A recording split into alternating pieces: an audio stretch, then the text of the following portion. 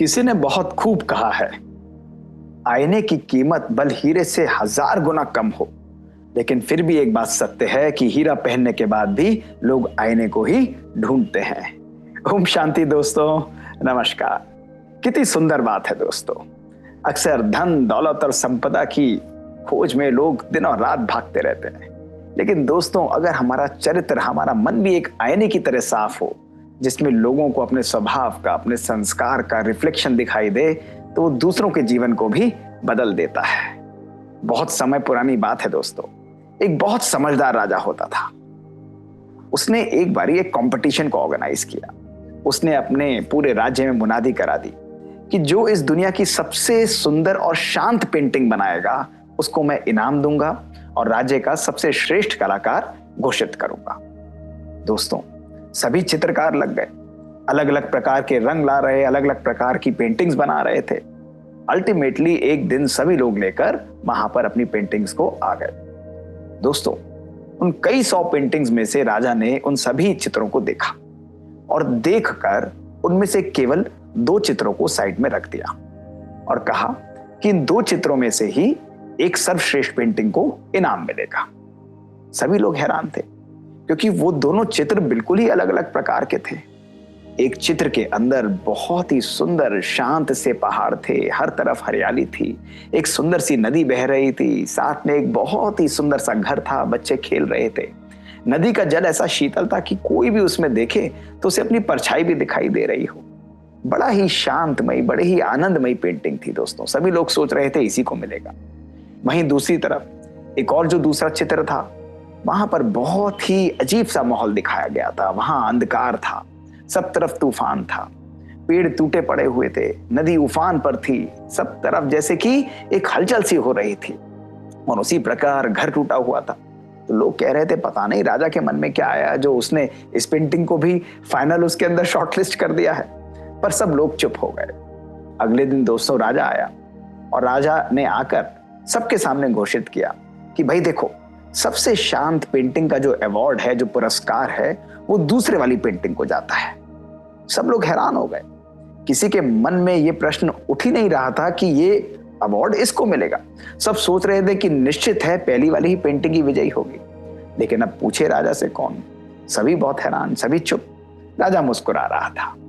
तभी जो चित्रकार था जिसने पहली पेंटिंग बनाई थी, वो राजा के पास डरते डरते पहुंचा कि राजन, आपने जो भी निर्णय लिया वो उचित ही लिया होगा, पर क्या मैं पूछ सकता हूं कि आपको दूसरे चित्र में ऐसा क्या दिख गया जो आपने उसे सर्वश्रेष्ठ पेंटिंग का पुरस्कार दे दिया? तो राजा मुस्कुराने लगा।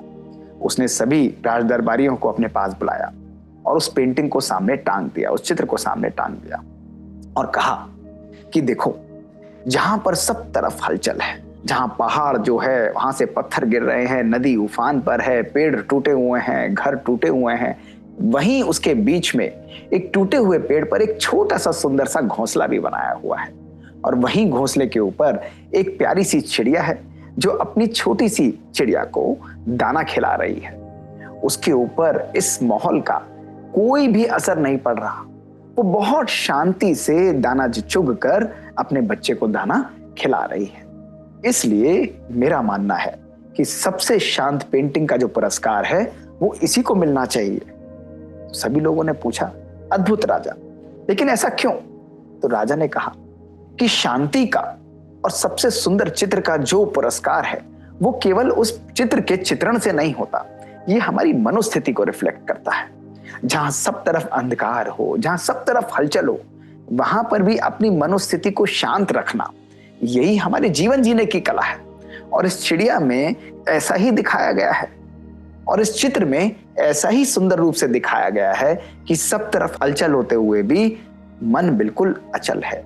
इसलिए यथार्थ रूप में शांत पेंटिंग का पुरस्कार इसी को मिलना चाहिए। वहीं दूसरी तरफ जो दूसरा चित्र है, वहां तो सब कुछ बढ़िया है। वहां जाकर कोई भी व्यक्ति जाएगा तो उसे सुख और शांति का नेचुरली अनुभव होगा, लेकिन ये यथार्थ हमारे मन की शांति को नहीं दिखलाता है, क्योंकि जब परिस्थितियां हमारे अनुकूल होती हैं तब तो मन का शांत होना एक नेचुरल सा स्वभाव बन जाता है। तो दोस्तों अगर हम भी अपने जीवन को देखें कि मन जब हमारा श्रेष्ठ होता है, सकारात्मक होता है, परिपक्व होता है, तब हर परिस्थिति में हम लोग अवसर ढूंढ लेते हैं, तब हर परिस्थिति में हम अपने मन को शांत रख पाते हैं। दोस्तों, आज के इस परिस्थिति, आज के इस दुनिया के अंदर हर प्रकार से हमको चैलेंजेस आते हैं। लोग हमारे अनुसार नहीं होते, परिस्थितियां हमारे अनुसार नहीं होती, सब तरफ हमको हलचल दिखेगी। और अक्सर हमारा दृष्टिकोण हमारे मन को अशांत क्यों करता है? क्योंकि हम दूसरों के ऊपर ही जजमेंट पास करते हैं, दूसरी ही सिचुएशंस को एनालाइज करते हैं कि इसकी वजह से, इसके कारण, ऐसा होने से, क्या, क्यों, ऐसा वैसा। इसी खेल में फंसते हुए अपने मन को दोस्तों अशांत कर लेते हैं। लेकिन इन परिस्थितियों में भी अपने आप को और दूसरों को स्वीकार करते हुए, एक्सेप्ट करते हुए अपने मन को बिल्कुल शांत रखना, अपने मन को बिल्कुल रिलैक्स रखना, यही हमारे जीवन जीने की कला है। इसलिए राजा ने बहुत ही उत्तम निर्णय लिया कि हलचल में भी अचल रहते हुए वो जो चित्र था, जहां बहुत प्यारी सी चिड़िया अपनी छोटी बच्ची को दाना खिला रही थी, वो असल में ही सबसे शांत पेंटिंग थी। तो दोस्तों, हमें भी अपने मन को ऐसा श्रेष्ठ और शक्तिशाली बनाना है। यही हमारे जीवन जीने की कला है। परिस्थितियां तो आनी ही हैं, लेकिन उन परिस्थितियों को सामना करने के लिए अपने आप को योग और मेडिटेशन की शक्ति से, अपने आप को यथार्थ ज्ञान से परिपक्व बनाना, यही हमारे जीवन का उद्देश्य है, यही जीवन जीने की कला है। ओम शांति।